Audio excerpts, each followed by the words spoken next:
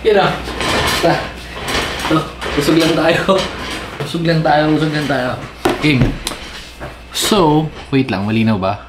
Kasi yung last na video natin hindi masyado malinaw, hindi natin naayos, pero feeling ko medyo mas malinaw na ngayon.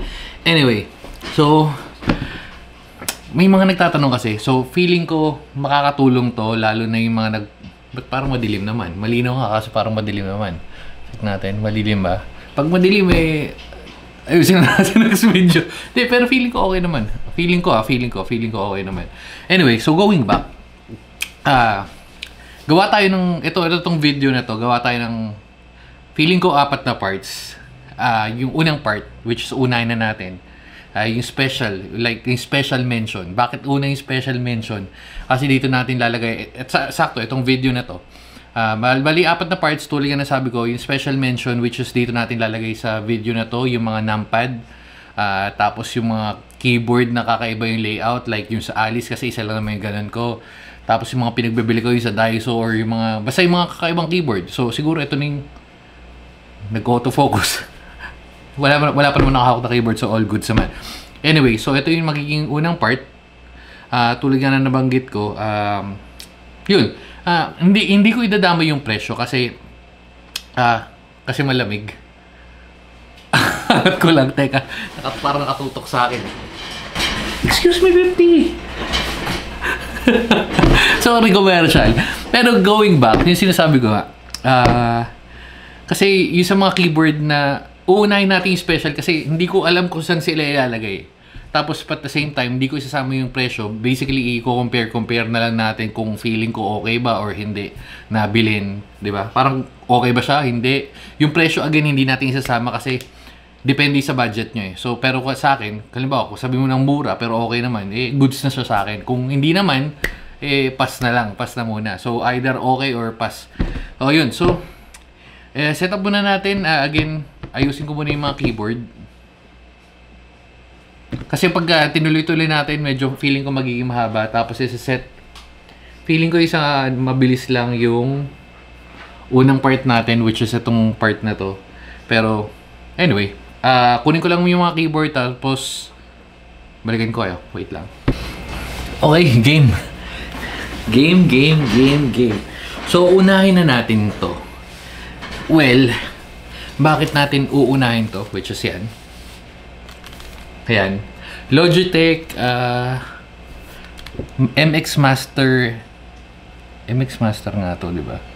Hindi ko na matanda yung exact model eh. Pero yan. MX Keys pala, sorry. MX Master is yung mouse nila. Pero to MX Master. So, dito na tayo magsisimula. Special mention. Alam ko full size keyboard siya. Pero kasi dapat pala sinama ko dun sa no? Hindi, pero sige, sama na lang natin to dito. Yung nasama ko na eh. Sama na lang natin. Mali, no? Full size keyboard pala. Mali pa, simula pa lang, mali na. Pero anyway, going back. So, Logitech na ito yung pinakauna kong keyboard bago tayo mapupunta sa kung saan-saan. Sa tulad nga na sabi ko, hindi na ako nakababanggitin yung presyo. Kasi, depende yun kung kailan nyo binili. Or, lalo na kung may mga sale. So, mag-iiba-iba kaya para hindi magulo. Ito sa akin, goods to. Kasi una, multi-device. Ang hindi lang okay sa akin is yung pairing. Minsan kasi nawawala. Pero maganda sa kanya kasi dito, lalo ka ng multi-device. Kung may rami kang, like, 2-3 device mo. Laptop, pwede sabay-sabay yun. Laptop, like iPhone or iPad, yan. Switch mo lang. Pero pinamana ko na ito kay Bekbek. So, yan, MX Keys. Oops, ayun yung top view. Likod. Mabilisan lang. Okay. Mali. Dapat top na nga. Full size keyboard. Sa full size keyboard siya. Pero, anyway, so yun na yun. So, next stop. Unahin na natin to kasi ang hirap nito gamitin, men. Siguro ito yung mga part na may hirap gamitin. Anyway, yung Alice, trinay ko tong gamitin, promise. Siguro binigyan ko siya ng 2 araw na chance. Hindi ko alam kung saan ko siya gagamitin, kung sa typing. Kasi kung typing, trinay ko alam mo napipindot ko tong gitna eh. Itong gitna, ito, pag top view. Napipindot ko to eh. Pero yung iba may gumagamit talaga. Pero sa akin kasi, actually, lahat ng may mga nagre-recommend na Alice, siguro nilalagpasan ko siya sa ngayon. Sa ngayon, di ko alam kasi balay mo in the future, baka maging trip ko to. Pero sa ngayon, hindi, pas sa akin ng mga Alice eh. Kaya kung may mga nagre-recommend sa akin ng Alice, kahit bigay pa hindi, pas ako pa sa Pero maganda yung keyboard Maganda yung keyboard. Ang sinasabi ko lang is yung ganitong layout is automatic. Usog muna natin tong mga to. Oops. Tong keyboard na Alice is automatic pass sa akin. Kasi ang hirap niya gamitin. Siguro kung sasanayin mo, kung siguro isa lang yung keyboard mo or kung pare-parehas ka na Alice yung keyboard, why not? Pero kung like iba-ibang keyboard mo, ewan ko, para sa akin. Siguro yan, tulad nga sabi ko, since nabili natin siya at nung na-unbox natin siya, ginamit ko siya nung buong araw, ang hirap. So, trinay ko rin siya sa laro kasi nagkahiwalay. Yung sinabi sa akin, may nabasa rin naman ako na baka naman okay sa laro. Trinay ko siya. Pwede, kaso syempre pag magta-type ka rin dun diba? So, bibindot ko itong part na to. So, yun. Siguro pass muna sa akin to for now. Kaya, yun. Alice Faker. Anong stock model nito? Di ko na matandaan ba sa Alice na Faker. Yan. Okay, so sunod tayo. Dito tayo sa mabibilis. Ito okay sa akin. Ay, nakakunik. Naka-power pa pala to. Sa akin ito mabibili mo to sa sa Shopee, meron nga rin sa mga Daiso nito. Akin goods to, yan. Mura lang para mga 150. May 200 nga bili ko pagkakatanda ko. Alam ko hindi ko sasabihin yung presyo pero pagkakatanda ko 200 bili ko dito. Pero good sa akin to kasi portable siya, magagamit mo siya sa TV. So, yun na yun. Mabilis na review lang dyan dahil ito hindi ko sure. Kasi hindi ko siya nagamit. yan. Hindi ko siya nagamit kasi kaya ako binili ito dati dun sa sa Steam Deck kasi pag yan natitiklop, foldable na keyboard yan. Portable nga siya. Kaso sa sobrang portable niya, ang hirap rin mag-type. Siguro wala lang ako paggagamitan. Okay naman siya. Yan. Pero pasakin to. I mean, okay naman yung quality niya. Alam ko may iba-ibang presyo rin to. May nagre-range ng 700 to 1,000 plus. Pero medyo mahal lang pagkakabili nito. Maganda lang sa kanya is may touch, may touchpad siya na magagamit mo rin. Kaya yun, ito yung nausong keyboard nun sa sa Steam Deck, yung kasagsagan ng Steam Deck. Ito yung mga nire-recommend at mga sinasabing okay pero again, sa akin hindi. So, dito tayo pupunta. Ito, medyo maliit lang to. Keyboard tester. Yan. Keyboard tester. Ito recommended ko lalo na kung gusto mo munang pumasok at nagdadalawang isip ka. Kasi magkano lang to parang sa 300, 400. Tapos pag bumili ka nito, mayroon ng iba't ibang klase na alam ko na nabanggit ko na to sa mga previous video ko pero for the sake of this video na tulad nga nasabi ko special mention tong part na to. Di ko alam kung meron pa ako na ibang na hindi natabi pero feeling ko ito na yung mga special mention sa ngayon. Pero yun nga. So yan, maganda kasi dito nandito na yung mga hindi naman lahat pero at least magkaka-idea ka lalo na kung wala ka naman kakilala na malalapitan like yan, di mo alam kung ano tong clicky, ano yung tactile, ano yung linear, yan. So ito yung una ko. Pero ang nangyari, bumili ako nito, pero binili ko yung MX Keys.